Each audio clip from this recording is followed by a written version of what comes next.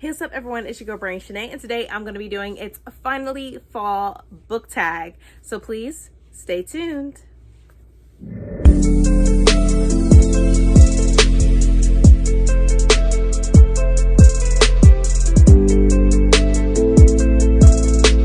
And I am back, everyone. If you're new to my channel, welcome.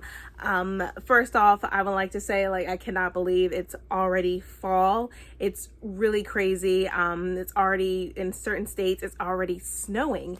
But yes, all the leaves and everything is beautiful. The season is just beautiful, and just looking at the trees and its transition is amazing. But like I said, I'm still in awe that it's already fall, because I feel like since COVID, we all been in the house. We haven't really experienced pretty much the seasons and everything like that. So knowing that it's fall already and it's already at the end of October, that's just crazy to me. But anyway, let's go ahead and get started. So the first one, it says, the first prompt for It's Finally Fall book tag, it says, in fall, the air is crisp and clear. Name a book with a vivid setting. And I recently read this book. It's Gods of Jade and Shadow by Sylvia Moreno Garcia. I think the setting of this was very vivid, and I just loved it very much, especially like Mexico City and Baja California. All those settings are very vivid, and I can only imagine, how beautiful and colorful it is. And she also, the main character Cassiopeia, mentioned it was very hot as well. But yes, I consider this a vivid setting. So this is the first book right here. Ooh.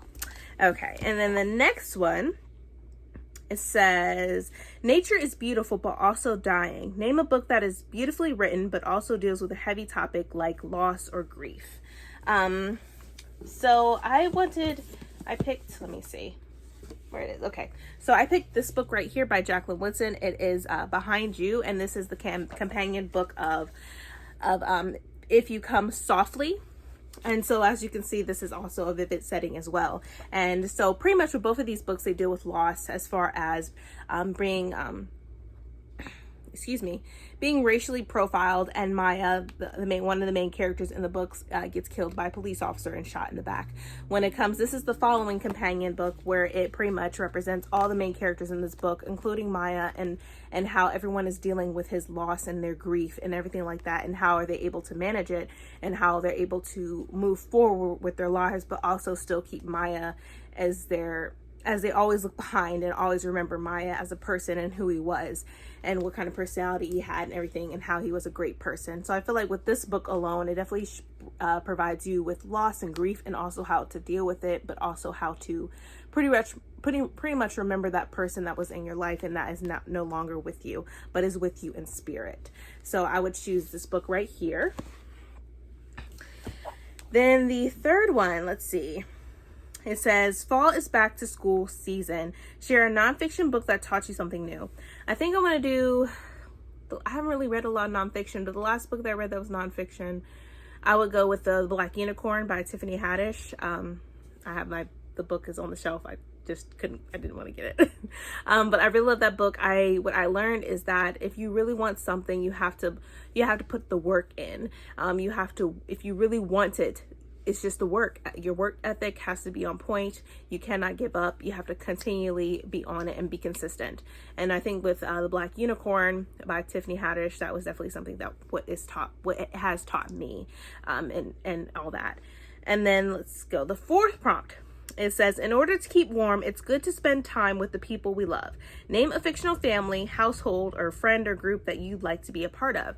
I would say the Covey family from the book from All the Boys I Loved Before, all the 3 books by Jenny Han. I really love those books, and I also love the Covey family and their family dynamic. I thought it's something that I always wanted, and that's how I'm doing with my family, as far as my daughter and my 2 boys, and how we pretty much eat together. We do everything together. We celebrate traditions. We celebrate a lot of things, and we celebrate with our families and our loved ones, and we also remember the people that are no longer with us, and we also do traditions around them as well, especially with my grandmother and his grandmother. We do something to celebrate them, and we always cook their favorite meals and everything like that we remember growing up with them. So we do that, and I think that's the Covey family is I think that I would want to spend my time with for sure. And then number 5, it says, the colorful leaves are piling up on the ground. Show us a pile of fall colored spines. So I got a few of them here. So I got this right here. It's like fall color, and that is Harbor Me by Jacqueline Woodson. Then I got this book as well, which I haven't read yet, but I'm currently reading this week. That's also by Jacqueline Woodson. It is Before the Ever After, which you see leaves and everything falling. Then the next one that is sort of fallish looking is this one right here, and it's Punching the Air by Ibi Zoboi and Yusuf Salam, which just came out, and I did a review about this book if you want to see my wrap up, I believe, of last month. So we have this one. And then I haven't read this book, but I plan on doing so. That is Lester, a novel by Raven Leilani. So look at that spine. And then this one you already seen, but is by Jacqueline Woodson, If You Come Softly. And you can see this spine. So here are the spines that show pretty much like the fall vibes going on. So this is my little spines here. I thought it's pretty accurate with the colors and everything like that. The pinks, the yellows, the oranges, the green, all that is just like peach colors. So yeah, so we have that. Then let's see.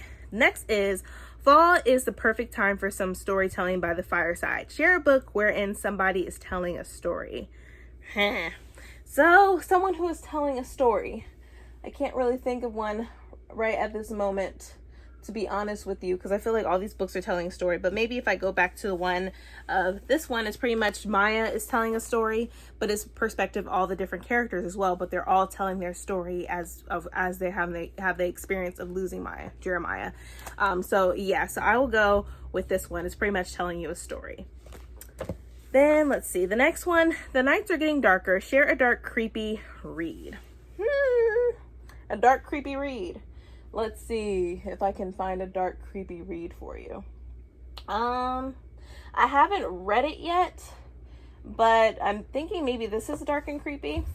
But I haven't read it yet, but I plan on doing so. And that is A Deadly Education by Naomi Novik. This is the lesson 1 of the Skullmance right here. So I think this is pretty much going to be something that would be creepy, that I would definitely, I'm looking forward to reading, because I keep hearing mixed reviews about it. Some people just hate it, especially with even Naomi Novik coming out saying that she apologizes for certain entries and stuff that she has placed in this book, especially about locks, and pretty much a lot of people were very upset with that, especially when she doesn't know anything about that. And I think I really feel like, and I agree with some people, that she should have educated herself on that situation regarding locks and everything like that, and black hair. You know what I mean? Just, African American black hair, just have some type of education. And she does admit that she will, moving forward, she will educate herself before writing a book of something that she does not know about or has any knowledge about.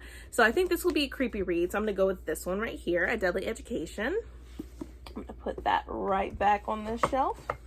And then the next one, it says number 8, The Days Are Getting Colder. Name a short, heartwarming read that would warm up somebody's cold and rainy day. Name a short, heartwarming read. I can't think of it as a short read. Let me see. Yeah, I don't consider it a short read. It's not really heartwarming, but I would go back to, I think it's really, in the setting, it's really hot. It's not that short of a read, but I think it is for some people. And that's Gods of Jade and Shadow by Sylvia Moreno Garcia. So I definitely would go with this one. I'm not going to say it's short, but like I said, for some readers that read faster than me, this probably is a short read for them. So I would definitely go with this one. There's so many other books that I could go for that I think is like a short read and heartwarming, but I can't think of it at the top of my head. Maybe, hold on. I think there is one book that I think I just read it recently and did a review about it. So I'll leave that up above. But that is When Life Gives You Mangoes by Corinne Gedden. I definitely love that. I think it was heartwarming and everything like that. I can't reach it right now, but it's up there. I think that was very heartwarming, especially with the main character of the book and what she had to go through, Clara, and also having new friends, and she lives on an island. Um, so yeah, and she pretty much has a small community, and they are pretty much in everybody's business. But I think with that, it was very heartwarming of what the outcome was of the book. Like I said, I don't want to give out anything, or I don't want to spoil you, but I will leave that review of when I did Hear Our Voices book tour for that book. I'll leave that above so that you can see it and you get a more perspective of what the book is about.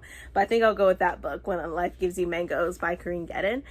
And then number 9, fall. Luckily, it's my favorite season. Returns every year. Name an old favorite that you like to return to soon. I did like Harry Potter, but after J.K. Rowling and everything, I stopped reading her books.